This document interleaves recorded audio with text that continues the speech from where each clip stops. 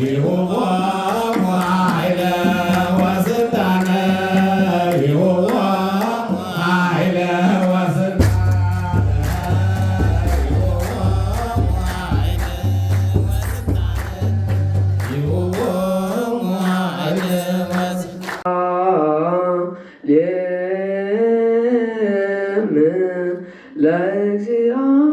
ለእግዚአብሔር ወሰብሕዮ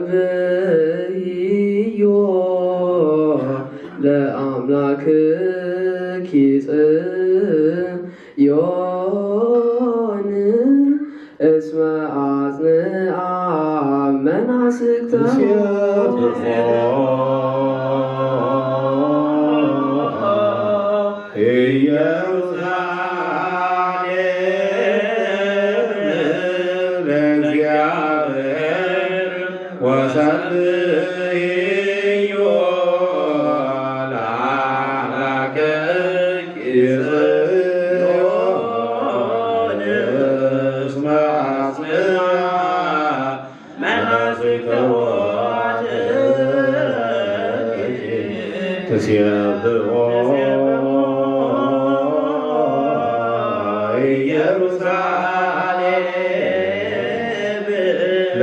ለእግዚአብሔር ወሰብሕዮ ለአምላክኪ ጽዮን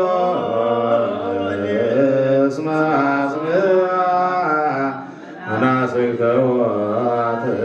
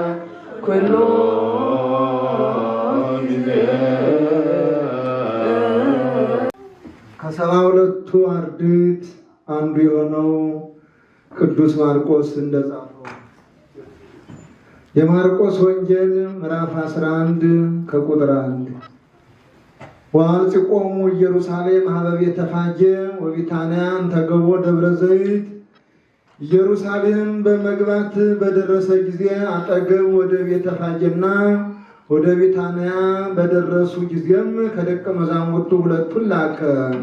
እንዲህም አላቸው፣ በፊታችሁ ወዳለችው ሀገር ሂዱ። ወደ ሀገርም በገባችሁ ጊዜ ያን ጊዜ ከዚህ በፊት ሰው በላዩ ያልተቀመጠበት የአህያ ግልገል ታስሮ ታገኛላችሁ፣ ፍቱና አምጡልኝ አላቸው። ምን ታደርጋላችሁ የሚላችሁ ሰው ቢኖር ጌታው ይሻዋል በሉ። በዚያን ጊዜ ወደዚህ ይሰደዋል። ሄዶም በበሩ አጠገብ ባለው ሜዳ በመንገድ ዳር የታሰረ አህያ አገኙ። ፈቱትም። ከዚያ ቁመው የነበሩትም ምን ታደርጋላችሁ አህያውን የምትፈቱ አሏቸው። ጌታ ኢየሱስ እንዳዘዛቸው ነገሯቸው። እነሱም ተዋቸው። ግልገሉንም ወደ ጌታ ኢየሱስ ወሰዱና ልብሳቸውን ደልድለው በዚያ ላይ አስቀመጡት። ከእንጨት ቆርጠው በመንገድ ቅጠልን የጎዘጎዙ ብዙ ሰዎች ናቸው። ልብሳቸውንም ያነጠፋሉ።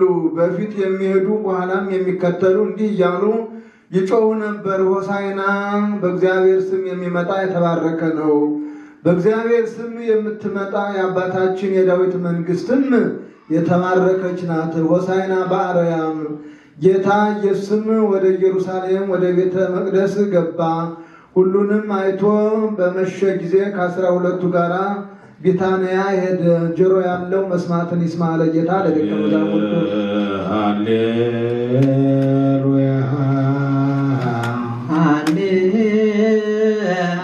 ሃሌሉያ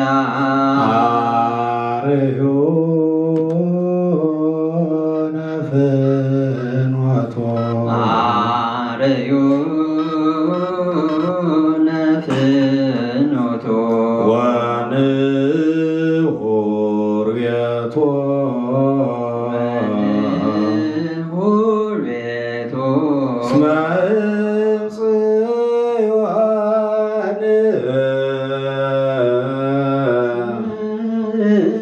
ጽዮን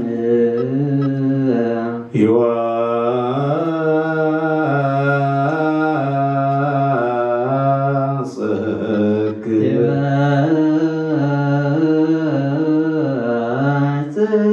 ወቃለ እግዚአብሔር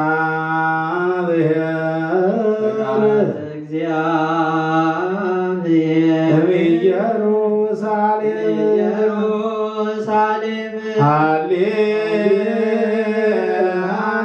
ሃሌሉያ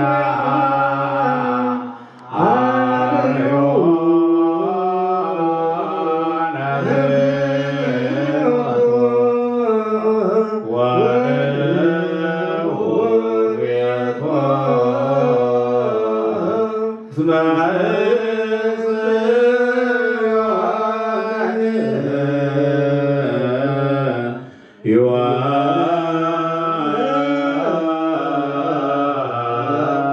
ይወጽግ ወቃለ እግዚአብሔር ኢየሩሳሌም ንስሐ ለማ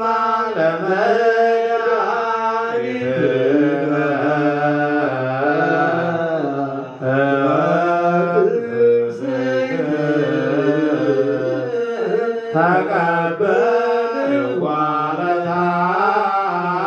ዋለታወት እስመ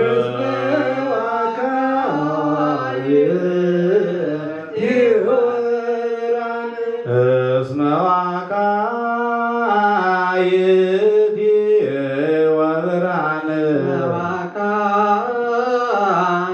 ዋቃየቲ ወብርሃን ዋቃይት እስመ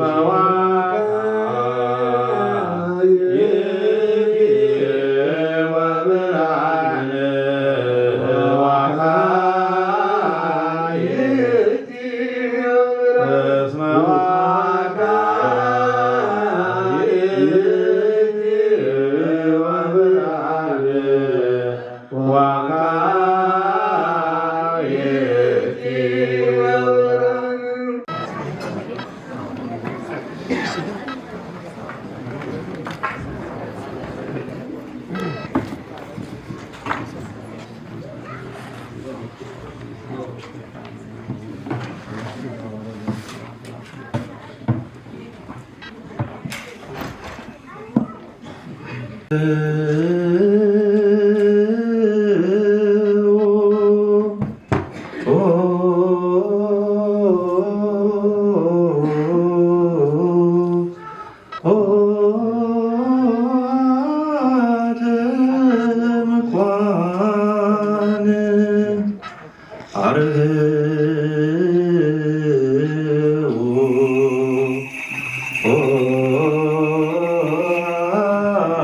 ዋቃይት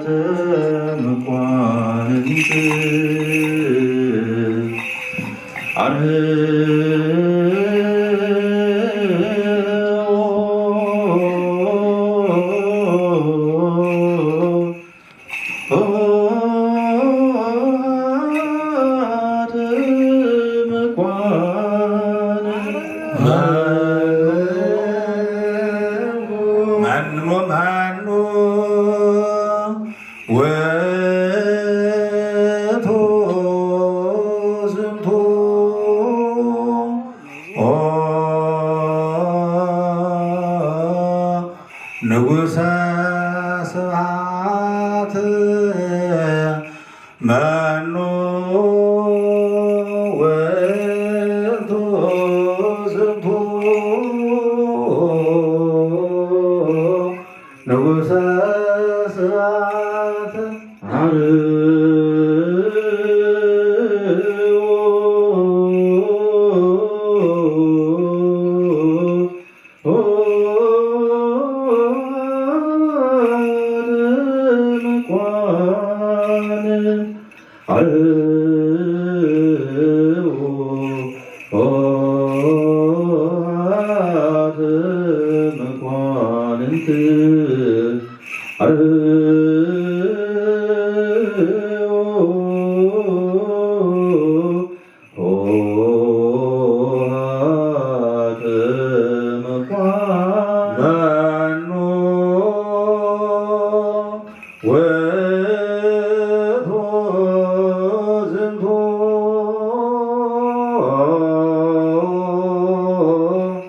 ንጉሠ ስብሐት መኑ ውእቱ ዝንቱ ንጉሠ ስብሐት አምላክ ከኃያላን ውእቱ ዘንቱ ንጉሠ ስብሐት ውእቱ ዘንቱ ንጉሠ ስብሐት አምላከ ምሕረት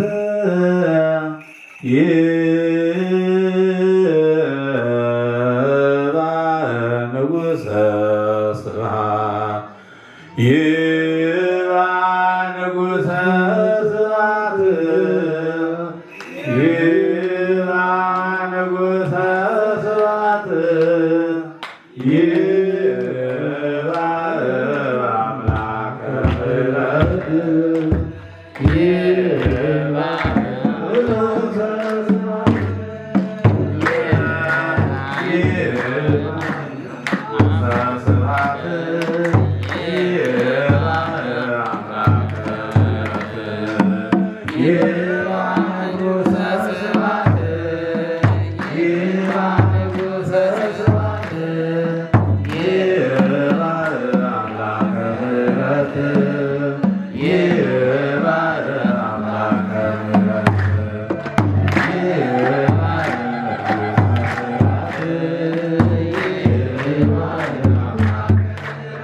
ባህር ተንቀጠቀጠች፣ በማየ ተከዜም ሸሸች። ፀሐይ ጨለመች፣ ጨረቃም ደም ሆነ፣ ከዋክብትም ከብዙ ብርሃናቸው ተራቆቱ። ሞት ፈራ፣ ዲያብሎስ ወደቀ። ሲኦልም ግሩም የሆነ አምላክን ለመቀበል ከወገኖቿ ጋር በአንድነት ሄደች። የካህናት አለቃ ወደ መጋረጃ ውስጥ በገባ ጊዜ በጸሎት ቤት የተደረገውን ድንቅ ነገር ታዩ ዘንድ ሁሉም መለኮትን የምትሸሽግ ሕሊናንም ሁሉ የምትሰውር ናት ይሏታል። የአጋዕዝትና የመናፍስት ጌታ በተዋረደ አህያ ግልገል ተቀምጦ ወደ እርሷ ገባ። በእግዚአብሔር ስም የሚመጣ ቡሩክ ነው፣ አንተም የአማልክት አምላክ የእስራኤል ንጉሥ እግዚአብሔር ቡሩክ ነህ እያሉ ለሚያመሰግኑ ሕፃናት ሁሉ ጌትነቱን አሳየ። ወደተ ሆሳዕና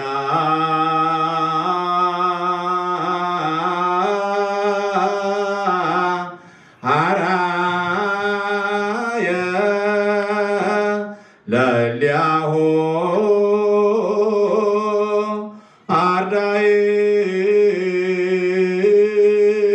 አርዳኢሁ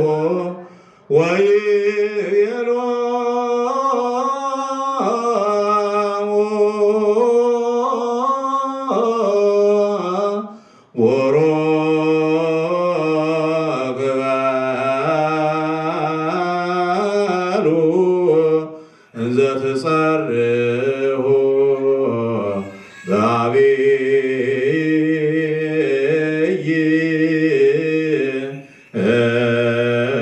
ቃል ሆሳዕና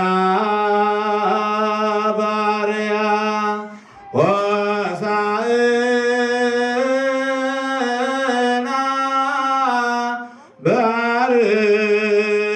በአርያም ሆሳዕና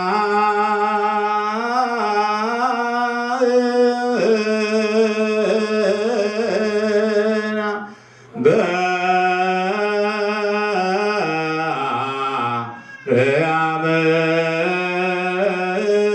ሆሳዕና በአርያም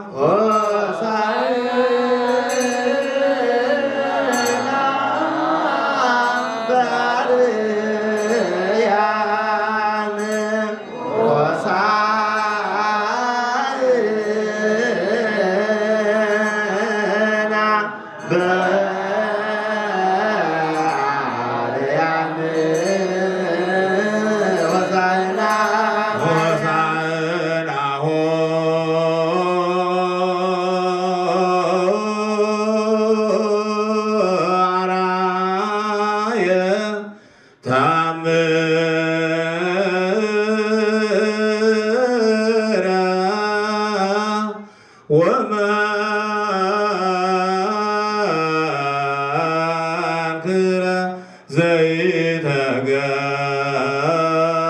ዘይተገብረ እምቅድመ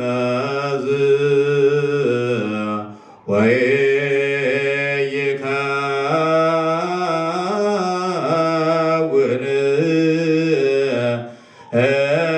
እምድኅረ ሆሳዕና በአርያም ሆሳዕና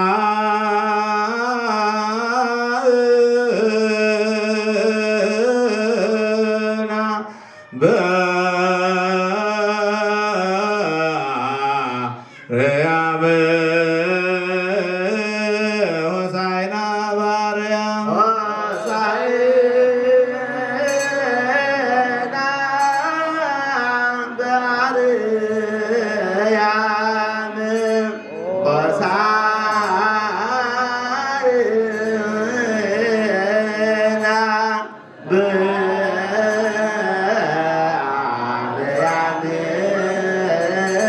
ሆሳዕና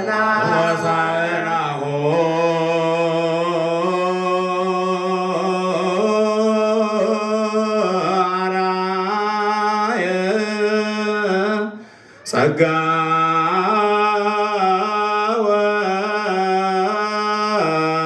ወኃይለ ወሬዶ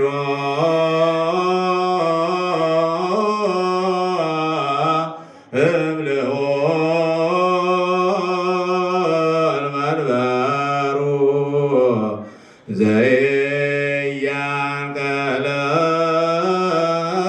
ዘያንቀለቅል መሰረተ ቤቱ ሆሳዕና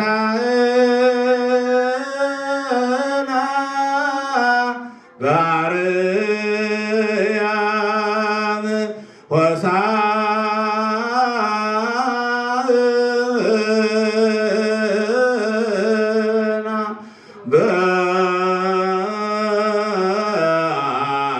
በአርያም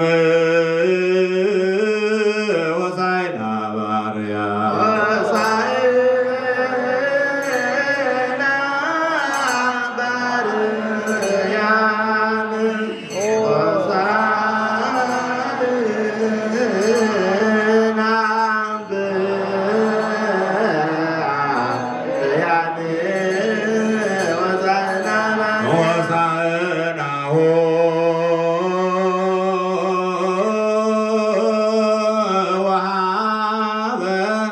ፈልፈለነ ፈልፈላን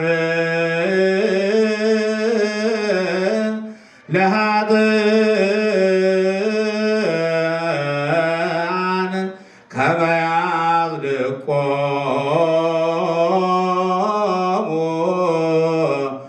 ለጊጉያን ወያንጽሖሙ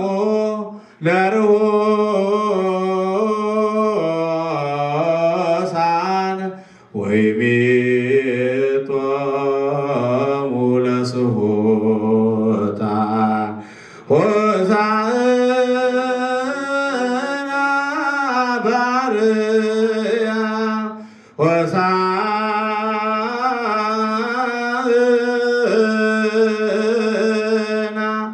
በአርያም ሆሳዕና በአርያም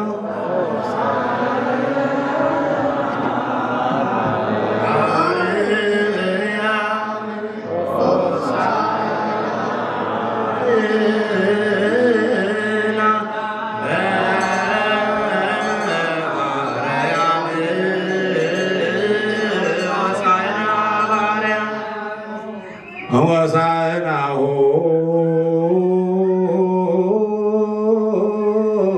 ጸገወ ብርሃን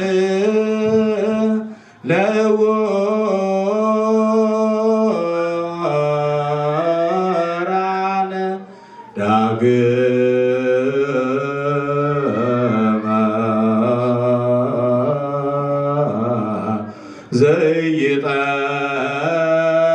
ዘይጠፍ ብርሃን ዘይክል ዓለምነ ሲወቶ ከመድኃኒትነቱ የተነሳ ለዕውራን ዳግመኛ የማይጠፋ ዓለም ሊቀበለው የማይችለው ብርሃንን ሰጣቸው። ከሊና አስቀድሞ ያውቃል፣ ከሀሳብም በፊት ይመረመራ የሚሰውረውም የለም። በእንተ ብፁዕ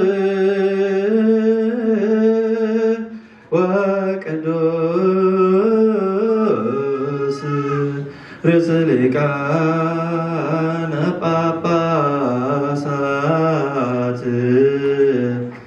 አባ ማትያስ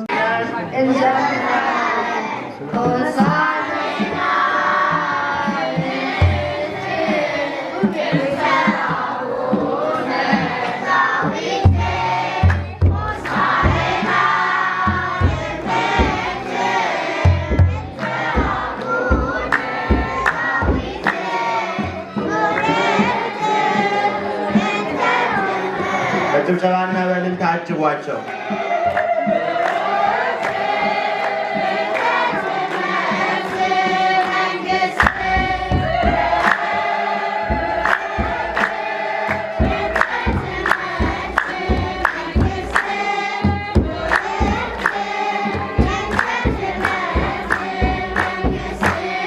Hosanna,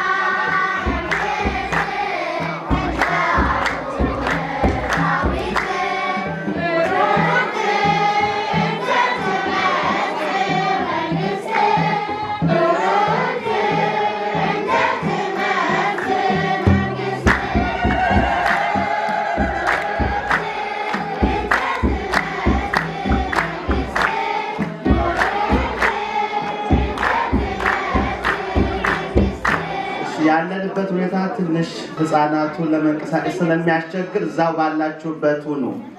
ኦኬ ህፃናቱ እዛው ይሆናሉ። እዛው ታዳጊዎች እዛው ባላችሁበት ቀጣዩን መዝሙር እንዘምራለን በአንድነት።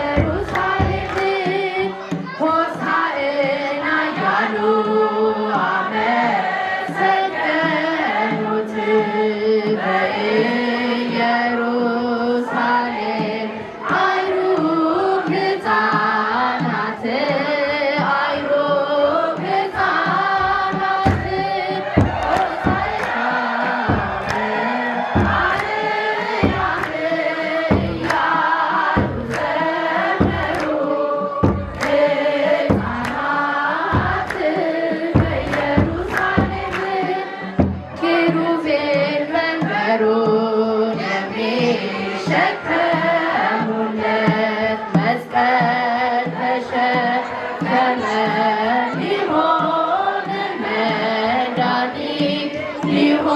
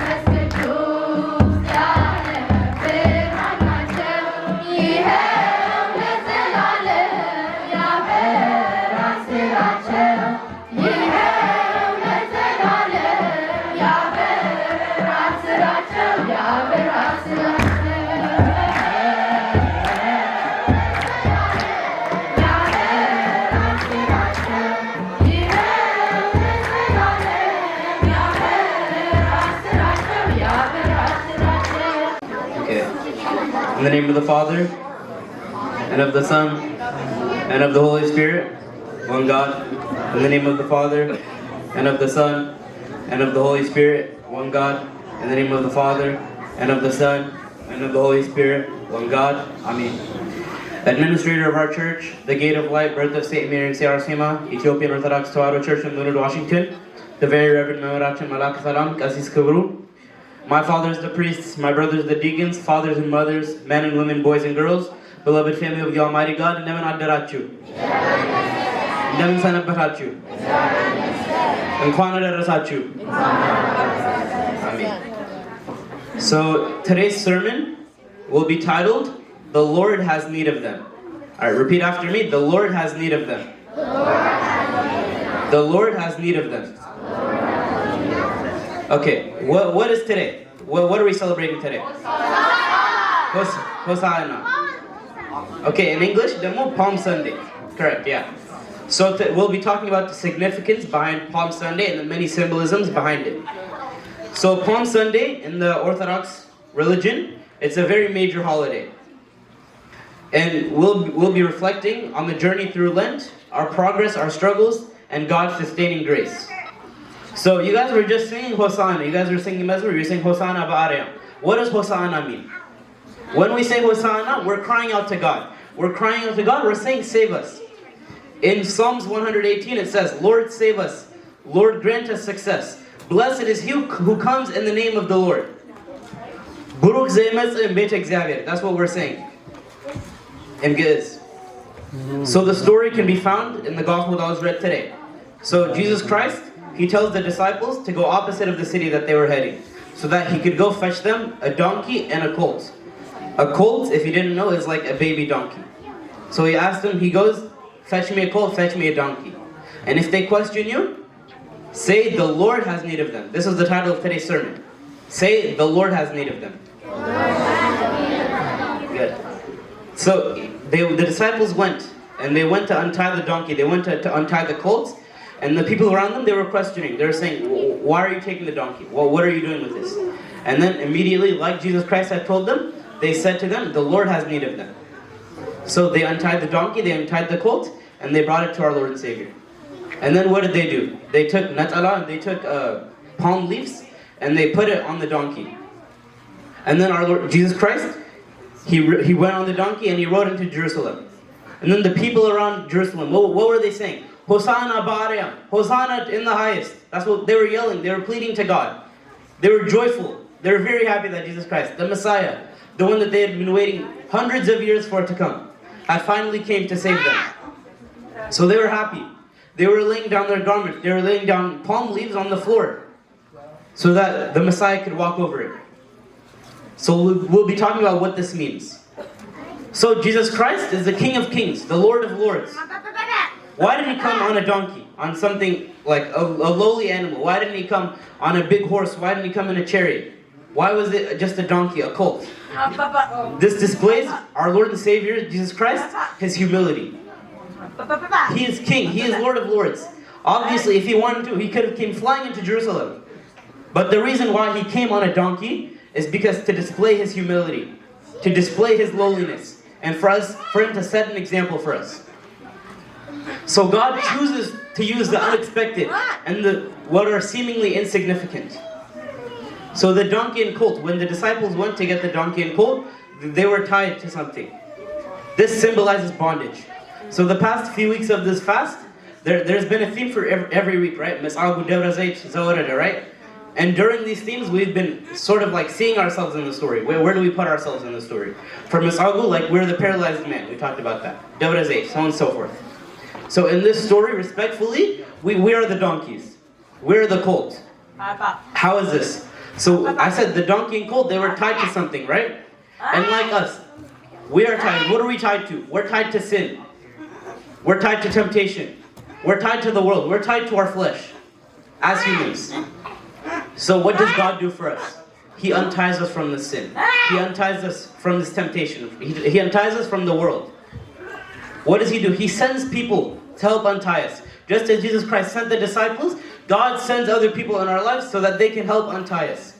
This can be the priests, the clergy members, deacons, missionaries, even your friends. They can help untie you from your sin, from your limitations, from your spiritual paralysis. A term I want you guys to remember is, repeat after me, learned helplessness. Learned helplessness. Okay, what does this mean? The donkey, it was tied to something, right? It wasn't very strong though. Right? At first, the donkey, it was tied to like a big pole, a strong tree. First time, second time, third time. And then the owner of the donkey, he just tied it to like a small tree, a branch. Even it got where he can just put the rope on the floor. The donkey, when he was tied to the big tree, he kept trying to escape, but he couldn't. So he had a mindset in his head. The donkey said, "Oh, I can't escape. I'm just gonna lose hope. I'm gonna give up. I've tried so hard. But through this whole time, I can't escape. There's nothing I can do, so I just give up. I'm just gonna stay here until I'm untied."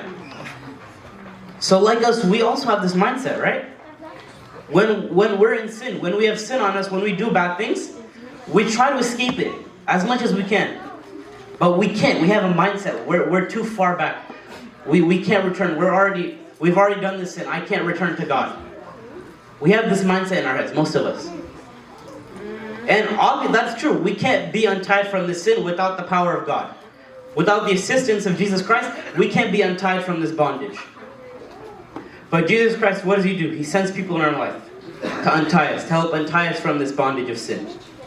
We need to be spiritually released from things like addiction, from things like temptation, hopelessness. So we also must respond to God's call to be untied. We can't rely on the priests, we can't rely on the deacons to untie us, right? Obviously God sends people in our life, but we also have a part in it. We also must turn to God ourselves. We can't just rely on the priest to say a prayer and the sin is gone, right? We also must turn to God. That's the true meaning of repentance. We have a confessional father, but the confessional father doesn't just wash away the sin, right? We also must turn to God. We also must avoid that sin, cleanse ourselves. So after the donkey was untied, the donkey is clothed before carrying Christ. So I said that we represent the donkeys, right? So the donkeys, they were clothed, they put natara, they put palm leaves on the donkey, right? What does that symbolize? Us clothing ourselves. What do we clothe ourselves with? Right? When we clothe ourselves, it's not, obviously we're not literally putting clothes on us, but we're, preparing ourselves to carry Christ. Preparing ourselves for Christ to dwell in us. Putting on godly virtues. Participation in the sacraments. Partaking in the Holy Eucharist. This is what we're doing. When we clothe ourselves, we're not putting on clothes, but we're preparing ourselves for Christ to dwell in us, for the Holy Spirit to dwell in us. Because God isn't going to dwell in an unclean being. Right? First, we must cleanse ourselves. Without being clothed, we are not ready for God to dwell in us. So the donkey was clothed, and it entered Jerusalem with Jesus Christ riding on it. And what did the people do? They laid garments on the floor. They laid palm leaves on the floor, on the road, before Jesus Christ. This also has a meaning. This symbolizes us laying down our worldly desires, us laying down our pride, our fleshly intentions. We're putting it on the floor so that God can rule over it, so that God can walk over our sin. God can walk over our flesh. He has power over it, and by doing that, that's what it's symbolizing. Christ must walk over, He must rule over our desires and our will. So like I said earlier, Jesus Christ, He was very humble in choosing the donkey and choosing the colt. Each of us has a divine purpose. Most of us, a lot of the time, we think we're insignificant. There's 8 billion people in this world. And me being one of those 8 billion, I'm not very significant. I don't really matter compared to everyone else. This person's a priest. This person's rich. They have more of a purpose in this world than I do. Is that how we should be thinking? No, right? God created each and every one of us with a specific purpose for His divine plan. God's plan includes the seemingly lowly and the seemingly ordinary. Right? Jesus Christ, like I said, He didn't ride on a big chariot. He rode on a what? On a donkey, on a colt. He chooses the people that seem unnecessary, the people that seem useless. But what was the sermon title again? The Lord has need of them. And when we say the Lord has need of them, it's not like a necessity, right? God doesn't need you to exist, right? He doesn't need any of us. But when we say the Lord has need of us, it's not out of necessity, but for the fulfillment of His redemptive process, for the fulfillment of His divine plan. When we say the Lord has need of them, like I said, each of you has a specific purpose, a specific plan on this earth to do. And in order for us to fulfill that, God needs us to fulfill that plan. What does that look like? Repentance, prayer, going to church, reading our Bible, building a relationship with Christ. So, as the donkey went into Jerusalem, a few days later, the crowd, they were starting to see that the Messiah wasn't doing anything for them, right? They expected Jesus Christ to be this warrior king, because at that time, the Jewish people, they were under Roman rule. So they expected Jesus Christ to overthrow the Romans. But as soon as they realized that Jesus Christ wasn't going to do that, not even a week later, that Friday, what did they say to Jesus Christ? Crucify Him. Put Him on the cross. I would rather see a person who has come to save me from my sin die on the cross than a thief, than a robber, Barabbas. The same people, as soon as they saw that their expectations weren't met, they put Him on the cross. They turned on Him immediately. They abandoned Him. Right? They wanted political salvation. They didn't want spiritual reconciliation. So when God doesn't act according to our plan, why do we abandon Him? Right? God has a divine plan for us, right? And we should go according to His plan, not ours. Right? God isn't just a genie in a lamp. We can't just wish to Him and have Him do whatever we want, right? God has a specific plan for us. And it's under His judgment that things happen. If we pray to Him, we say I want to have $1 million. But God doesn't fulfill that. We shouldn't abandon Him. Right? God, some people He chose to be rich and some people He chose to not be. That's part of His divine plan. We shouldn't question that. That's not our purpose. Our purpose is to act according to that plan. So we should praise Him even if things don't go our way. All the time.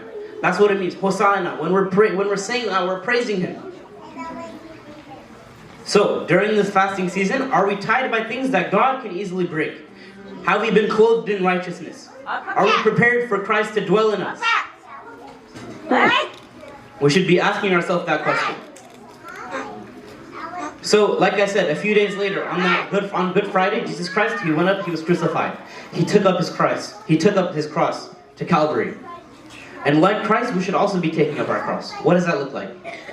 It means embracing obedience, embracing God's obedience, even when it costs you comfort. Even if we don't feel like doing it, we should take up our cross. Because God died on the cross for us, right? So in return, obviously we're not gonna be crucified, right? Even if we were, that's not gonna save God. God doesn't need saving. The reason why we take up our cross is so that we can show our love to God, show our obedience to God. The cross isn't just about suffering, but it's about surrender. And just like the donkey was untied for the Lord's use, we also must be unbound from the world, unbound from sin. This is what holds us back from commitment to loving our Lord and Savior.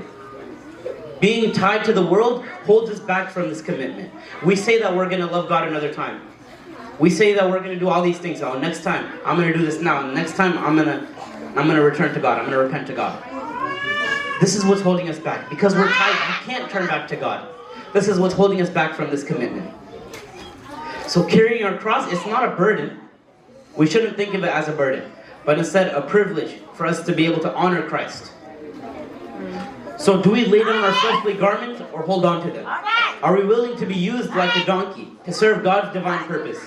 Do we praise Him only for earthly benefits or for God's purpose? We should be asking ourselves these questions, especially since we're closing up the fast now. I remember when the fast was starting, I asked you guys to check in with yourselves every day. How am I doing during this fasting season? And with this week left, we should be finishing strong. We should persist until the end. Avoid becoming like the crowd who turned from God as soon as their expectations weren't met. They went from praise to persecution. Instead, what should we do? We should embrace the journey, the untethering, the clothing, the surrender, the call to God and His purpose. So may our Hosanna not be a shallow, but be a cry from surrendered hearts until our very last breath. Glory be to God forever and ever. Amen. አብ ወወልድ ወመንፈስ ቅዱስ አሃዱ አምላክ አሜን። ክቡራን አበው ካህናት፣ ክቡር አባታችን መላከ ሰላም ቆሞስ አባ ኤፍሬም፣ ቀሲስ ዶክተር ሩዛየው፣ ቀሲስ ጋሻዬ፣ የተወደዳችሁ ወንድሞች ዲያቆናት፣ በደመ ክርስቶስ የተዋጃችሁ እግዚአብሔር የሚወዳችሁ እግዚአብሔርን የምትወዱ የልዑል እግዚአብሔር ቤተሰቦች ምዕመናንና ምዕመናት በልዑል እግዚአብሔር ፍጹም ሰላም እንደምን አደራችሁ? እንደምን አደራችሁ? እንደምን ሰነበታችሁ? እግዚአብሔር ይመስገን ብለን እንድናመሰግን ለምስጋና የጠራን ምስጋና የባህሪ ገንዘቡ የሆነ ቅዱስ አምላካችን እግዚአብሔር ስለማይነገር ስጦታው ስሙ የተመሰገነ ይሁን። እንኳን ለዚህ ታላቅ በዓል በሕይወት በሰላም ጠብቆ እንኳን አደረሰን፣ እንኳን አደረሳችሁ፣ እንኳን አደረሳችሁ። ልልላችሁ እግዚአብሔር ይመስገን። እግዚአብሔር ቸር ስለሆነ እኛ ከማናውቀው እርሱ ከሚያውቀው ከልዩ ልዩ ፈተና እየጠበቀ ይህችን ዕለት እንድናይ በዚህ ዕለት በዚህ መልኩ በቤቱ እንድንገኝ የአምላካችን የእግዚአብሔር ቅዱስ ፈቃድ ስለሆነ ክብርና ምስጋና ለስሙ ይሁን። ኦ እግዚኦ አድኅንሶ፣ ኦ እግዚኦ ሰርህሶ ቡሩክ ዘይመጽእ በስመ እግዚአብሔር። በር አካባቢ ያላችሁ ልጆች ወደ ቀጣዩ ክፍላቸው እንዲሄዱ መንገዱ ክፈቱላቸው። ከኋላ ቁማችሁ ያላችሁ ደግሞ ወደዚህ ወደፊት ልጆች አሁን ቦታውን ስለለቀቁ ቁጭ ብላችሁም ማዳመጥ የምትችሉበት ቦታ ሊኖር ይችላል። ከኋላ ያላችሁ ወደፊት ነው፣ በሩን ልቀቁላቸው። አስተናጋጆች በር አካባቢ ሆናችሁ ታስተናግዱ። ትንሽ በር ላይ መጨናነቅ ይታያል። ከበር አካባቢ ቁማችሁ ያላቸው ምዕመናን ወደፊት ለፊት መተን ቀጣይ መርሃ ግብሮችን በጋራ መሳተፍ እንድንችል እንደተለመደው እንደሚታወቀው ዛሬ አጠቃላይ ጸሎተ ፍትሐት የሁላችንም ፍትሐት ይኖራል። እንደዚሁም ደግሞ ጸበርት እግዚአብሔር በሰላም ስላደረሰን ለበረከት የሚሆን ዘንባባ እየያዝን ነው የምንሄደው እና ቀጣይ መርሃ ግብሮችን መሳተፍ እንድንችል ከኋላ ቁማችሁ ያላችሁ ወደፊት ለፊት መታችሁ እዚህ ወለወለ ላይ ቁጭ ብላችሁ መርሃ ግብሩን መከታተል እንድትችሉ ቤተክርስቲያን ስም እናሳስባለን። አቤቱ ጌታ ሆይ አሁን አድን። አቤቱ ጌታ ሆይ አሁን አቅና በሉ እስኪ። አቤቱ ጌታ ሆይ አሁን አድን። አቤቱ አምላክ ሆይ አሁን አቅና። በእግዚአብሔር ስም የሚመጣ የተባረከ ነው። ይህን ቃል የተናገረው ልበ አምላክ ነቢየ እግዚአብሔር ቅዱስ ዳዊት ነው። ቃሉ የተነገረው ጌታ ሰው ከመሆኑ ከ1000 ዓመታት ቀደም ብሎ የተነገረ ቃል ነው። ነቢዩ ቅዱስ ዳዊት ይህን ቃል የተናገረው በወቅቱ እስራኤላውያን በሮማውያን ቅኝ ግዛት ስለነበሩ ከዚያ ባርነት ነፃ ያወጣቸው ዘንድ ከጠላት እጅ ይታደጋቸው ዘንድ አቤቱ አሁን አድን ብሎ ጸልየዋል። ፍጻሜው ግን የአዳም ዘር በሙሉ በእግር አጋንንት ስር በዲያብሎስ ይረገዝ ስለነበረና የሞት ተገዢ ስለነበረ የሰው ልጅ ሁሉ ከዚህ የደረሰበት መከራ ይድን ዘንድ አቤቱ ጌታ ሆይ አሁን አድን አለ። የነቢያትን ለቅሶ ተመልከት፣ የአበውን ጸሎት ስማ፣ የነቢያትን ለቅሶ አድምጥ። አቤቱ ጌታ ሆይ አሁን አድን እያለ ይጸልይ ነበር። ከነቢዩ ዳዊት በኋላ የተነሱ ደጋግ ነቢያት ሁሉ ይህን ጸሎት አብዝተው ይጸልዩ ነበር። እግዚአብሔር የማዳን ስራውን በእስራኤል ላይ እግዚአብሔር አድህኖቱን በአዳም ልጆች ላይ ያደርግ ዘንድ አቤቱ ጌታ ሆይ አሁን አድን እያሉ ያለቅሱ ነበር። ቅድም መዘምራኑም ሕፃናቱም በህብረት የዘመሩት ዝማሬ ይህ ነው። ሆሳዕና በአርያም አቤቱ ጌታ ሆይ አሁን አድን ማለት ነው ትርጉሙ። ሆሳዕና ማለት አሁን አድን ማለት ነው። እንደሚታወቀው በኢትዮጵያ ኦርቶዶክስ ተዋሕዶ ቤተክርስቲያን አብይ ጾም ከገባበት ጊዜ ጀምሮ ያሉት ሰንበታት የራሳቸው ስያሜ እንዳላቸው በተከታታይ እየተማርን መጥተናል። ዛሬና 8ኛው እሑድ ሆሳዕና በመባል ይታወቃል። ምን በመባል ይታወቃል? ሆሳዕና። ሆሳዕና ማለት ምን ማለት ነው? አሁን አድን ማለት ነው። ጌታ ሆይ አሁን አድን። ሆሳዕና ማለት መድኃኒት ማለት ነው።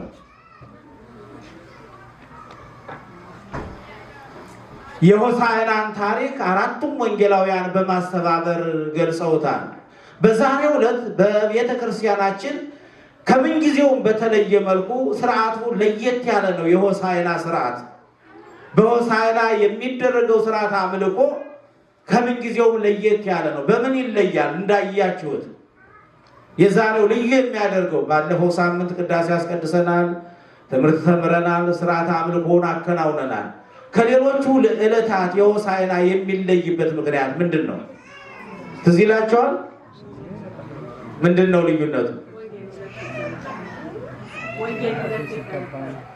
ወንጌል አዎ ወንጌል ሁለት ጊዜ እንዲያው ሁለት ጊዜ ብቻ አይደለም። እኛ ያው ጊዜ ስለሌለን በቂ አገልጋይም ስለሌለ ነው እንጂ በኢትዮጵያ ደረጃ አራቱም ወንጌላውያን በአራቱም ማዕዘን በምስራቅ፣ በምዕራብ፣ በሰሜን፣ በደቡብ፣ ምስራቅ እየተሰበከ ልዩ ልዩ አቡኖች ዝማሬዎች እየተዘመሩ መዘምራኑ በመቋሚያ በጸናጽል በከበሮ እያሸበሸቡ በአራቱም ማዕዘን ወንጌል ይነበባል፣ አቡን ይመራል፣ ይዘመራል፣ እግዚአብሔር ይመሰገናል። ከቅዳሴ በፊት የሚከናወን ስርዓት ነው ይሄ። ማህሌቱ ካለቀ መዝሙሩ ከተጸነጸለ በኋላ ወንጌል ምስባክ ተሰብኮ በአራቱም ማዕዝናት በምስራቅ፣ በምዕራብ፣ በሰሜን፣ በደቡብ አራቱም ወንጌላውያን ይነበባሉ። አራቱም ወንጌላውያን አስተባብረው የሚናገሩት በዛሬው ዕለት መድኃኔ ዓለም ኢየሱስ ክርስቶስ ከቤተ ፋጌ ወደ ደብረ ዘይት በአህያና በውርንጫዋ ላይ ተጭኖ ወደ ቤተ መቅደስ መግባቱን ወይም ደግሞ ወደ ቤተ መቅደስ መሄዱን የሚገልጹ ናቸው። ለአሁኑ በማቴዎስ ወንጌል ምዕራፍ 21 ከቁጥር 1 ጀምሮ ቅድም በቅዳሴ መካከል የተነበበውን ወንጌል እንመለከታለን። ወደ ኢየሩሳሌምም ቀርበው ወደ ደብረ ዘይት ወደ ቤተ ፋጌ ሲደርሱ ያን ጊዜ ኢየሱስ ከደቀ መዛሙርቱ ሁለትን ላከ ይላል። ስንት ላከ? ጌታችን ኢየሱስ ክርስቶስ ሐዋርያትን ወደ ተለያየ ክፍለ ዓለም ሲልካቸው 72ቱ አርድእትን ሲልካቸው ሁለት ሁለት እያደረገ ይልካቸው ነበረ። በዚህም ወደ ኢየሩሳሌም ጉዞ በጀመረበት ጊዜ ከደቀ መዛሙርቱ ቅዱስ ጴጥሮስንና ቅዱስ ዮሐንስን ላካቸው። ምን አላቸው? እንዲህም አላቸው፣ በፊታችሁ ወዳለችው መንደር ሂዱ፣ በዚያም የታሰረችን አህያ ውርንጫም ከእርሷ ጋር ታገኛላችሁ፣ ፈታችሁም አምጡልኝ አላቸው። በፊታችሁ ወዳለው መንደር ሂዱ፣ በፊታችሁ ወዳለው መንደር ሂዱ። ይህ በወቅቱ በፊታቸው ወዳለው መንደር ሂደው የታሰሩትን አህዮች የማምጣታቸውን በወቅቱ ጌታ ያዘዛቸውን የመፈጸማቸው ጉዳይ ሲሆን፣ በአንጻሩ ደግሞ ሐዋርያት ወደ ዓለም ሁሉ ሂዱ፣ ዓለም ሁሉ አስተምሩ፣ ወንጌልን ስበኩ፣ በአብ በወልድ በመንፈስ ቅዱስ ስም እያጠመቃችሁ ደቀ መዛሙርቴ አድርጓቸው ብሎ ለሐዋርያት መላኩን የሚናገር ነው። በዚያም ስትሄዱ የታሰረች አህያ ታገኛላችሁ። ሐዋርያት የተላኩት ለምንድን ነው? የታሰረችውን አህያ ፈተው እንዲያመጡ ነው።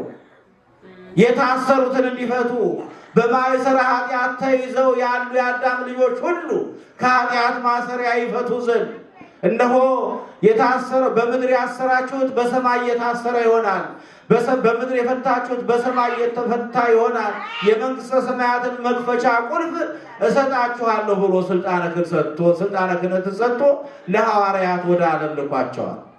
የማሰር የመፍታት ስልጣን ሰጥቶ ያሰራችሁት የታሰረ ነው፣ የፈታችሁት የተፈታ ነው ብሎ ለቅዱሳን ሐዋርያት መለኮታዊ ስልጣንን ሰጥቶ ወደ ዓለም ልኳቸዋል እና ቅዱስ ጴጥሮስንና ቅዱስ ዮሐንስን እንዲህ አላቸው፣ በፊታችሁ ወዳለችው መንደር ሂዱ፣ በዚያን ጊዜም የታሰረች አህያ ውርንጫም ከእርሷ ጋር ታገኛላችሁ፣ ፈታችሁ አምጡልኝ አላቸው።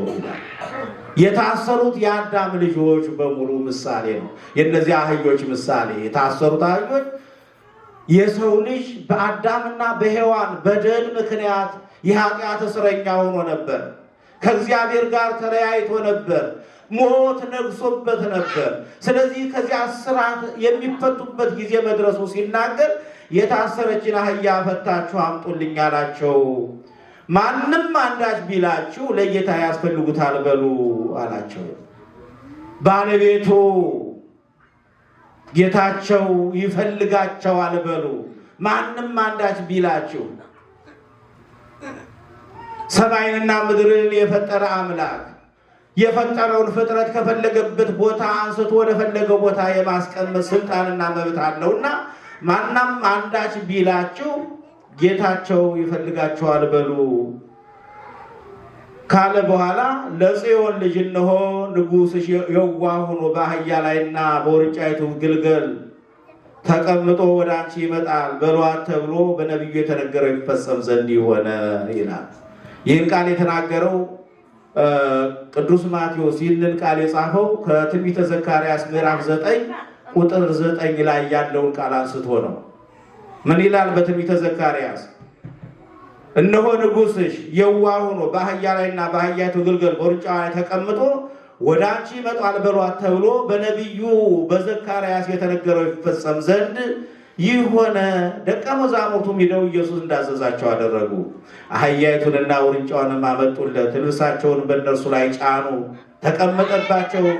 ከሕዝቡም እጅግ ብዙዎቹ ልብሳቸውን በመንገድ ላይ ያነጠፉ፣ ሌሎችም ከዛፍ ጫፍ ጫፉን እየቆረጡ በመንገድ ላይ ያነጥፉ ነበር።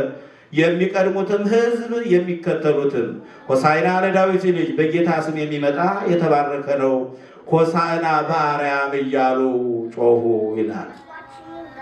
ጌታችን ኢየሱስ ክርስቶስ ይህንን የተናገረው ዓርብ ሊሰቀል ቀደም ብሎ ባለው እሁድ የሆሳዕና ዕለት በዛሬው ዕለት ማለት ነው። ጌታችን ኢየሱስ ክርስቶስ ወደ ኢየሩሳሌም ወደ ቤተ መቅደስ በአህያና በውርንጫይቱ ላይ ተጭኖ ወደ ቤተ መቅደስ ሄደ። ለምንድን ነው በዚህ መልኩ የተናገረው ስንል ቀደም ሲል እንደተገለጸው ትንቢቱ ይፈጸም ዘንድ ነው። ማቴዎስ እንደጻፈው በነቢያት የተነገረው ትንቢት ይፈጸም ዘንድ ጌታችን ኢየሱስ ክርስቶስ ያደረጋቸውን ሁሉ አስቀድሞ በነቢያት አናግሮ ነው። ከሰማያ ሰማያት እንደሚወርድ ከቅድስት ድንግል ማርያም በሕቱም ድንግልና እንደሚወለድ በነቢዩ በኢሳይያስ አንደበት አስቀድሞ ተናግሯል። እንደሚሰቀል መከራ እንደሚቀበል ለሰው ልጆች ሁሉ ዋጋ እንደሚከፍል እንደሚሞት እንደሚነሳ አስቀድሞ ሳይናገር እንዲሁ በድንገት ያደረገው ነገር የለም። ይህንንም በአህያ ተጭኖ ወደ ኢየሩሳሌም የመሄዱን ነገር ከዓመታት በፊት ከ400 ዓመታት በፊት በነበረው በዘካርያስ አማካኝነት ትንቢት ተነግሯል። ምን ተብሎ የተነገረው ትንቢት? ለጽዮን ልጅ እነሆ ንጉሥሽ የዋህ ሆኖ በአህያ ላይና በአህያይቱ ግልገል በውርንጭላይቱ ላይ ተቀምጦ ወደ አንቺ ይመጣል በሏት። ለጽዮን ልጅ ለቤተ እስራኤል እግዚአብሔር መለኮታዊ ታምራቱን ያደረገው ሰውም የሆነው ከነገደ እስራኤል ከእስራኤል ወገን ነው። ለዚህ ነው ሐዋርያው ቅዱስ ዮሐንስ መጽአ ኀበ እልያሁ ወደ ገዛ ወገኖቹ መጣ ተብሎ የተነገረው። መድኃኔዓለም ኢየሱስ ክርስቶስ ሰው የሆነው ከእስራኤል ወገን ነው። ነቢያትም ያናገረው በእነርሱ ነው። ቃሉ የተሰበከላቸው እስራኤላውያን ናቸው። ስለዚህ ለእነርሱ ለጽዮን ልጅ እነሆ ንጉሥሽ በአህያ ላይና በአህያይቱ ግልገል በውርንጭላይቱ ላይ ተቀምጦ ወደ አንቺ ይመጣል በሏት ተብሎ የተነገረው ትንቢት ይፈጸም ዘንድ መድኃኔዓለም ኢየሱስ ክርስቶስ በአህያ ላይ ተጭኖ ወደ ኢየሩሳሌም ሄደ ይላል። ደቀ መዛሙርቱ እንደታዘዙት አህያዋን ካመጡለት በኋላ ልብሳቸውን እያወለቁ በአህያዋ ጀርባ ላይ አስቀመጡት። ለምን? ኮርቻ እንዳያደርጉ፣ ኮርቻው ይቆረቁራል። መድኃኔዓለም ኢየሱስ ክርስቶስ የማትቆረቁር ሕገ ወንጌልን ሰራህልን ሲሉ ልብሳቸውን አውልቀው በአህያዋ ላይ ጎዘጎዙለት ይላል። በሌላ መልኩ ደግሞ ልብስ ከባቴ አበሳ ነው። በሰውነታችን ያለውን ለምጽ ያለውን ገመና የምንሸፍነው በልብስ ነው። መድኃኔዓለም ኢየሱስ ክርስቶስንም አንተም ከባቴ አበሳ ነህ፣ ኃጢአትን የምትሸፍነ ይቅር ባይ አምላክ ነህ ሲሉ ልብሳቸውን ጎዘጎዙለት ይላል። መሰ ኃጢአተኑ ትታቀብ እግዚኦ እግዚኦ መኑ ይቀውም። አቤቱ አምላክ ሆይ ኃጢአታችንንስ ብትቆጥር በደላችንን ብትቆጥር በፊት ማን ይቆማል ብሎ ነቢዩ ዳዊት ተናግሯል። እነሆ በዚህ ሰዓት በፊቱ ለመቆም የሚያስችል በዚህ በቤተ መቅደሱ ቆመን ለማገልገል የሚያበቃ ስራ ኑሮን አይደለም። ኃጢአታችንን እግዚአብሔር ስለሸፈነ በደላችን እግዚአብሔር ስለሸፈነልን ስለጋረደልን ለምን ከባቴ አበሳ ስለሆነ ከነ ኃጢአታችን ነገ ንስሐ ይገባሉ፣ ወደ እኔ ይቀርባሉ፣ ወደ እኔ ይመለሳሉ በአይነ ምሕረቱ ስለተመለከተ በፊቱ እንቆማለን። ስለዚህ አንተ ከባቴ አበሳ ነህ ሲሉ ቅዱሳን ሐዋርያት ልብሳቸውን በአህያዋ ጀርባ ላይ ጎዘጎዙ። ሌሎቹም እንደዚሁ ልብሳቸውን እያወለቁ ጋቢያቸውን ነጠላቸውን እያወለቁ አህያዋ የተቀመጠባት አህያ እንኳን መሬት እንዳይነካት አንተ ያከበርካት ለዙፋንነት የመረጥካት አህያዋን ክብር ይገባታል ብለው ልብሳቸውን ጎዘጎዙላት። ያቺ የተናቀችው እንስሳ ያገኘ የሚደበድባት ያገኘ የሚንቃት የሚያንገላታት ያቺ ትሑት እንስሳ ጌታችን ኢየሱስ ክርስቶስ ስለተቀመጠባት ክብር አገኘች። ልብስ ተጎዘጎዘላት፣ ዙሪያውን ተዘመረላት። ለምን? ጌታ ስላደረባት ነው። ሁላችንም ለጌታ ማደሪያነት ስንሆን ስንበቃ በስጋ ወደሙ ስንከብር ንስሐ ስንገባ እግዚአብሔር መንፈስ ቅዱስ በእኛ ሲያድር እንደዚህ አይነት ክብርን እናገኛለን። ለአንቺም ክብር ይገባሻል። ዛፍ እየቆረጡ ዘንባባ ዝንጣፊ እየቆረጡ በመንገዱ ላይ ያነጥፉ ጀመር። ሆሳዕና በአርያም እያሉ እግዚአብሔርን አመሰገኑት ይላል። ዘንባባ ማለት የድል ምልክት ነው። እስራኤላውያን ከጠላት ጋር ጦርነት ገጥመው ድል ሲያደርጉ በተለይ ዮዲት የተባለች የእስራኤል በዘመኑ እግዚአብሔር ያስነሳት ሴት ሆሎፎርኒስ የተባለ የእስራኤላውያንን ጠላት በጦር ወግታ ድል ከነሳችው በኋላ በድል ወደ እስራኤል ከተመለሰች በኋላ የዘንባባ ዝንጣፊ ይዛ አምላኳን እግዚአብሔርን አመስግና ነበር። እስራኤላውያን ከግብፅ የባርነት ቀንበር ወጥተው ባህረ ኤርትራን በተሻገሩ ጊዜ ከባህሩ ዳርቻ ላይ ሆነው የዘንባባ ዝንጣፊ ይዘው እግዚአብሔር አምላክን አመስግነውት ነበር። ስለዚህ ዘንባባ የድል ምልክት ነውና እነሆ እኛ ከዲያብሎስ ባርነት ነፃ ወጥተን የተስፋይቱን ምድር ሰማያዊት ኢየሩሳሌምን የምንወርስበት ጊዜው ደርሷልና ሲሉ እስራኤላውያን የዘንባባ ዝንጣፊ ቆርጠው በአህያዋ ውርንጫ ላይ በአህያዋ እግር ስር ያነጥፉ ነበረ ይላል። ጌታችን መድኃኒታችን ኢየሱስ ክርስቶስ ከሌሎች እንስሳት ለይቶ አህያዋን የመረጠበት ምክንያት ምንድን ነው ስንል በዘመኑ የነበረው ምሳሌ ይፈጸም ዘንድ ነው። አበው ነቢያት በዘመናቸው ዘመኑ የጦርነት ነው ሲሉ በእስራኤላውያን ላይ መቅሰፍት መዓት ይመጣል፣ አሕዛብ ጠላት ይነሳሉ ሲሉ በፈረስ ላይ ተቀምጠው ጦር ነቅንቀው በእስራኤል አውድ ወይም በአደባባዩ ይታዩ ነበር ይላል። ነቢያቱ ይህን ያደርጉ ነበር። ይህን በሚያደርጉበት ጊዜ እስራኤላውያን እግዚአብሔር ተቆጥቷል፣ እግዚአብሔር ቁጣውን እንዲመልስ ወደ እግዚአብሔር እንመለስ ንስሐ እንግባ ብለው ወደ እግዚአብሔር ይመለሱ ያለቅሱ ነበረ። ያ ዘመነ አመፃ ወይም ደግሞ ዘመነ መቅሰፍት ሲሆን ነው። ዘመነ ሰላም ሲሆን፣ ዘመነ ፍቅር፣ ዘመነ በረከት ሲመጣ ደግሞ ነቢያቱ በአህያ ላይ ተቀምጠው መነሳንስ ጭራ ይዘው ይታዩ ነበረ ይላል። ጌታችን መድኃኒታችን ኢየሱስ ክርስቶስ በአህያ ላይ ተቀምጦ የመጣው የሰላም ዘመን መጥቷል ሲል ነው። የአዳም ዘር ለ5500 ዘመን ሰላም ጠምቶት ሰላም ርቆት በመከራ በፈተና በስቃይ ውስጥ ነበረ። አሁን ግን ሰላም መጥቷል ሲል ሰላምን ሲያውጅ የሰላም ዘመን መድረሱን ሲያውቁ በመስቀል ላይ ወገብረ ሰላም በደመ መስቀሉ በመስቀሉ ላይ ሰላምን ሰበከ ብሎ ሐዋርያው ቅዱስ ጳውሎስ እንደተናገረው የሰላም ዘመን መድረሱን ሲናገር በአህያ ላይ ተቀምጦ መጣ ይላል። በሉቃስ ወንጌል ስለዚሁ ስለ ኢየሩሳሌም ወይም ደግሞ ስለዚህ ስለ ዛሬው በዓል የሚገልጸው ታሪክ በሚናገርበት ቃል ላይ ጌታችን መድኃኒታችን ኢየሱስ ክርስቶስ ወደ ኢየሩሳሌም ሲቀርብ እንዲህ ይላል። ወደ ኢየሩሳሌም ሲቀርብም ከተማይቱን አይቶ አለቀሰላት ይላል። እንዲህ እያለ ለሰላምሽ የሚሆነውን በዚህ ቀን አንቺስ እንኳን ብታውቂ፣ አሁን ግን ከዓይንሽ ተሰውሯል። ወራት ይመጣብሻል፣ ጠላቶችም ቅጥር ይቀጥሩብሻል፣ ይከቡሻል፣ በየበኩሉ ያስጨንቁሻል። አንቺንም በአንቺም ውስጥ የሚኖሩትን ልጆችሽን ወደ ታች ይጥላሉ። በአንቺ ውስጥም ድንጋይ በድንጋይ ላይ አይተው የመጎብኘትሽ ዘመን አላወቅሽምና ይላል። የመጎብኘትሽን ዘመን አላወቅሽምና ጌታችን ኢየሱስ ክርስቶስ ወደ ኢየሩሳሌም ሲሄድ ከተማዋን አይቶ አለቀሰላት ነው የሚለው። አዘነላት። ለምን?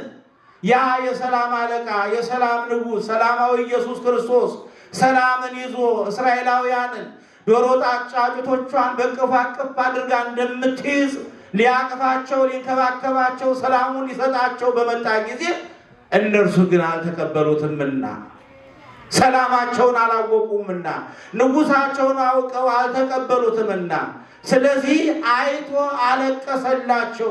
በእነርሱ ላይ ወደፊት የሚመጣውን መከራ ተመልክቶ አምላክ ነውና ከሰባ ዘመን በኋላ ያቺ ኢየሩሳሌም የምትባል ሀገር ያ ታላቁ ቤተ መቅደስ ያ እግዚአብሔር ዋጋ የከፈለለት ሕዝብ ደሙ ላዕሌነ ወላዕሌ ውሉድነ ይኩን ብለው በክርስቶስ ላይ ይሰቀል ዘንድ የሞት አዋጅ ስላወጁ እስራኤላውያን ተደምስሰዋል። ከተማቸው ጠፍቷል። ቤተ መቅደሳቸው ፈርሷል። ያንን ነው አስቀድሞ ሰላምሽን ብታውቂ ኖሮ ሰላምሽን ብታውቂ ተወደዳቸው እግዚአብሔር ሰዎች፣ ይህ ሰዓት ለእያንዳንዳችን የመጎብኘት ጊዜ ነው። እግዚአብሔር ዕድሜን የሚሰጠን አዲስ ዕድል የሚሰጠን ሌላ ተስፋ የሚሰጠን ወደ እርሱ እንድንቀርብ ነው። ይህን ካላወቅነው ያ ዕድል ያመልጠናል። ንስሐ ሳንገባ እንጠራለን። ሥጋውን ደግሞ ሳንቀበል መጠራት ይመጣል። ያ ሳይሆን ግን ወደ እግዚአብሔር እንመለስ። አይቶ አለቀሰላት ይላል። እግዚአብሔር አምላክ በዓይነ ምሕረቱ ይመልከተን። ዛሬም ሀገራችን ኢትዮጵያን በእውነት በዓይነ ምሕረቱ ይመልከታት። አይቶ አለቀሰላት። ሰላም የራቃት ሀገር፣ ሰላም የጠማው ሕዝብ፣ ፍቅር የራቀበት ሕዝብ፣ ረሃብ ቸነፈር የሚያንገላታው ሕዝብ፣ ወጥቶ መግባት የተሳነው ሕዝብ የእግዚአብሔር መጎብኘት ያስፈልገዋል። እግዚአብሔር በዓይነ ምሕረቱ ያችን ሀገር እንዲመለከት ወደ እግዚአብሔር እናለቅስ ያስፈልጋል። ያ እርሱ የሚሰጠው እውነተኛ ሰላም በሀገራችን ላይ እንዲሰፍ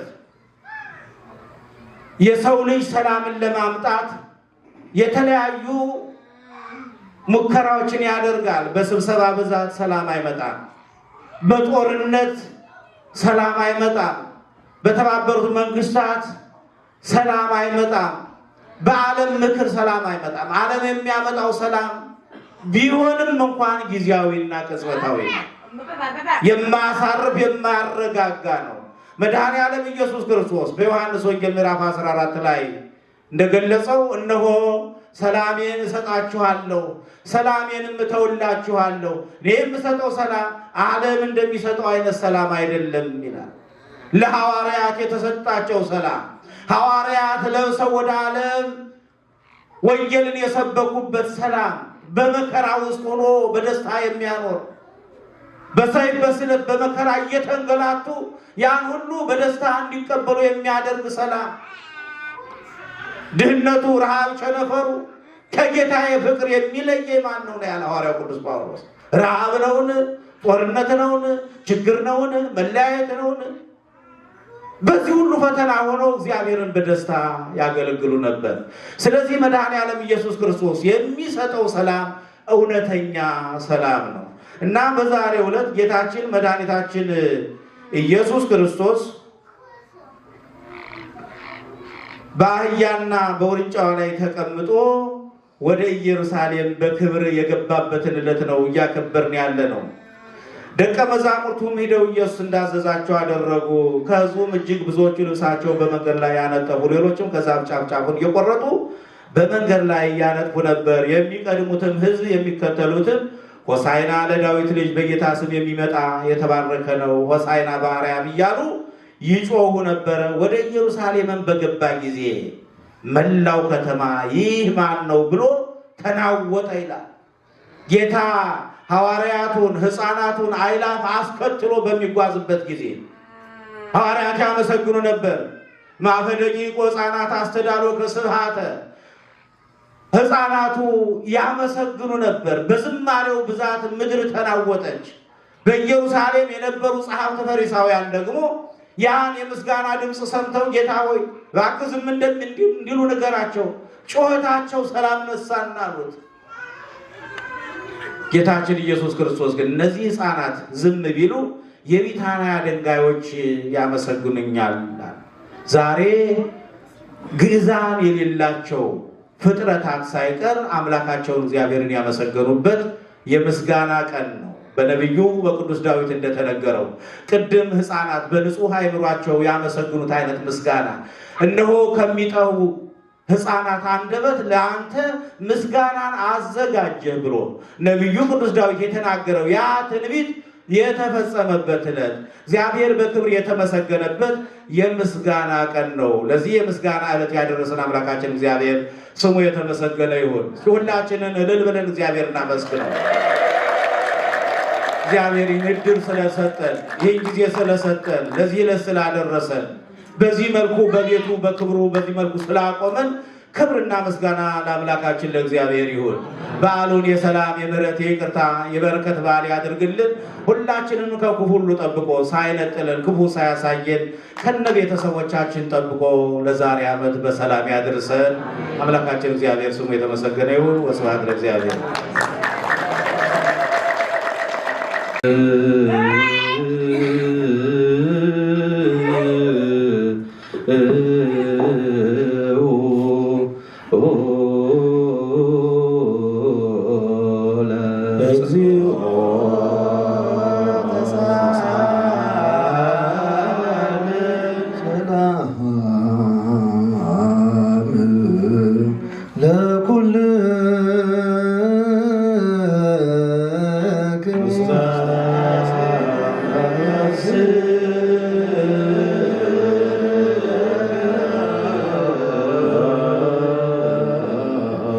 ሁሉን የሚይዝ የጌታችንና የመድኃኒታችን የኢየሱስ ክርስቶስ አባት እግዚአብሔርን ስለሞቱ አባቶቻችን ዳግመኛ እንማልዳለን።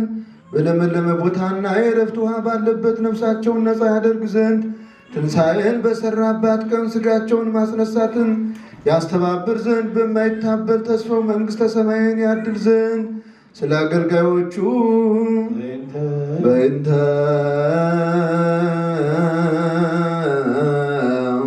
ነፍሰገ ሆነ እሁነ ሕዝበ ክርስቲያን በእንተ ነዛግርቲከ ወይመሳወን በእንተ ነፍሰ ኩሉ ሕዝበ ክርስቲያን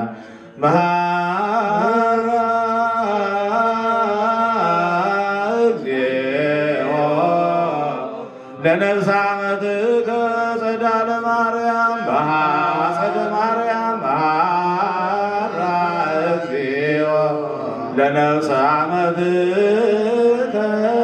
ወለተ ማርያም መሐራ ወተሰሃላ ለኩሎሙ ሕዝበ ክርስቲያን። ሁሉን የሚይዝ እግዚአብሔር ስለሞቱ አባቶቻችን እንለምንሃለን፣ እንማልድሃለን። በለመለመ ቦታና የዕረፍት ውሃ ባለበት ነፍሳቸውን ነጻ ታደርግ ዘንድ ትንሣኤን በሠራህባት ቀን ሥጋቸውን ማስነሳትን ታስተባብር ዘንድ በማይታበል ተስፋ መንግሥተ ሰማያትን አድል። በእንተ ነፍሳተ አግብርቲከ ወአዕማዲከ ክርስቶሳውያን በእንተ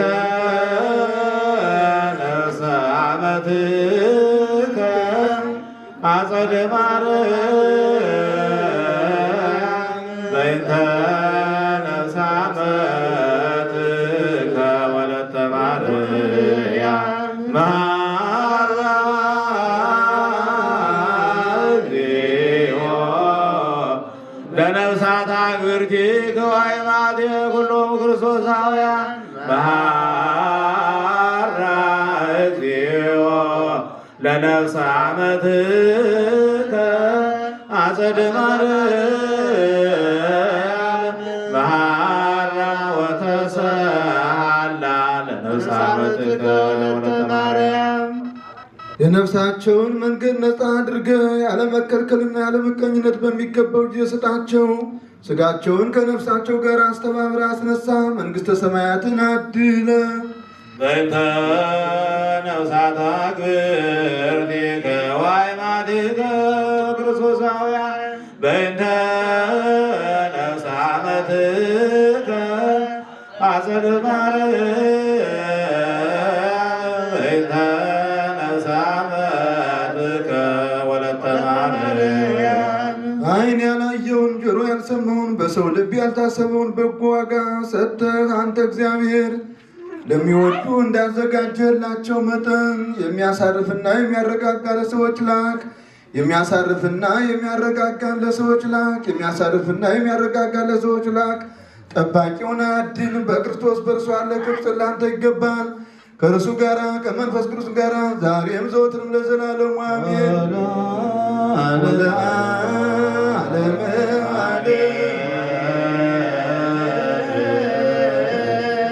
ሰላማው ወልድ መንፈስ ቅዱስ ወፍቅር እግዝእትነ ማርያም ድንግል ወላዲተ አምላክ ሞገስ መስቀሉ ወሀብተ ረድኤቱ ኢይራቆት የማይከለነ ወማይከለ ኩልክሙ እስከ ለዓለም እግዚኦ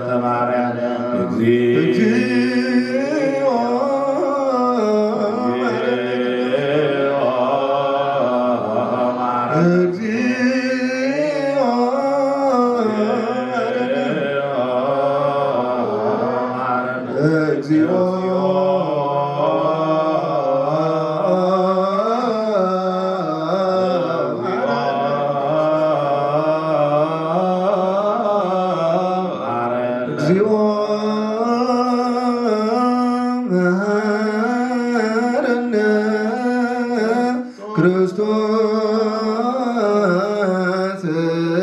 እግዚኦ መሐረነ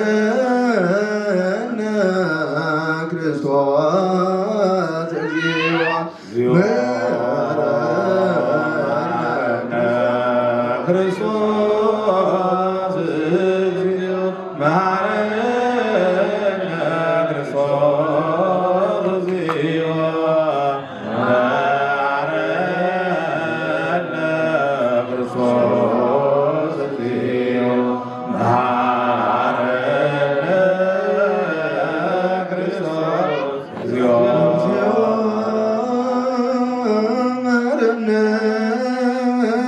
ክርስቶስ እግዚኦ መሐረነ ክርስቶስ እግዚኦ ክርስቶስ እግዚኦ መሐረነ ክርስቶስ እግዚኦ መሐረነ ክርስቶስ እግዚኦ መሐረነ ክርስቶስ እግዚኦ ቅድመ እግዚአብሔር አምላክነ በእድ ገብሩ አሜን።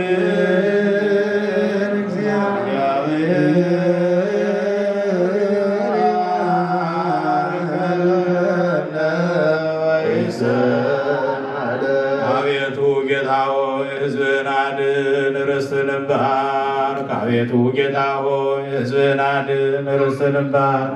አቤቱ ጌታ ሆይ ሕዝብህን አድን ካህናቱንም አክብር ርስትህንም ባርክ። ጠብቃቸው እስከ ዘላለም ድረስ ከፍ ከፍ አድርጋቸው። በአንድ ልጅ በጌታችን በአምላካችን በመድኃኒታችን በኢየሱስ ክርስቶስ በክቡር ደሙ ዋጃት ቤዛ የሚሆንካት ቅድስት ቤተ ክርስቲያንን ጠብቃት። ንጹሕ ለሆነ ወገንና ቅዱስ ለሆነ ሕዝብ ማደሪያ ትሆን ዘንድ የጠራሃት ወደዚህ ቅዱስ ቤተ ክርስቲያን መጥታችሁ ተሰብስባችሁ የጸለያችሁ የጌታችን የአምላካችን የመድኃኒታችን የኢየሱስ ክርስቶስን ቅዱስ ሥጋውን ክቡር ደሙን የተቀበላችሁ በማወቅ ወይም ባለማወቅ የሰራችሁትን ኃጢአታችሁን ይቅር ይበላችሁ። ሥጋ መለኮት ስለሚባል ሥጋው የሕግና የሥርዓት ደም ስለሚሆን ደግሞ የአሸናፊ የእግዚአብሔር ልጅ ኢየሱስ ክርስቶስ ባለፈው ይቅር ይበላችሁ፣ በሜታው ይጠብቃችሁ ለዘላለሙ። እግዚእ ነው አምላክ ነው ወዳለ ኢየሱስ ክርስቶስ ካህን ሊቀ ካህናት ሠራየ ኃጢአት ወደምሳሌ ሲያበሳዘው አቦም ስልጣን ላቦይነ ሐዋርያት በዛ መንፈስ ቅዱስ በደሙ ንጹሕ የእስራኤል ለክሙ ኃጢአተ ዘገበርክሙ እስከ ጊዜ አበው ካህናት ወአኀው ዲያቆናት አግብርቱ ሃይማኖተ እግዚአብሔር በበስምክሙ ኩኑ ፍቱሐነ ወንጹሐነ ይረስየኒ ወይረስይክሙ ድሉዋነ ለመንግሥተ ሰማያት ወንጹሐነ ኃጢአት እግዚኦ መሐረነ ክርስቶስ ነው 12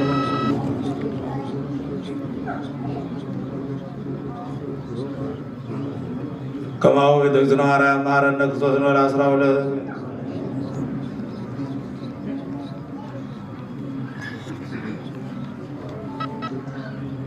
አቤቱ ጌታ ኢየሱስ ክርስቶስ ሆይ የኔንም ኃጢአት የልጆችንም ኃጢአት ይቅር በል። በሐልዮ በነቢብ በገቢር የተሰራውንም የማይሰራ ኃጢአቱን እግዚአብሔር ይፍታ። እግዚአብሔር ያሃሎ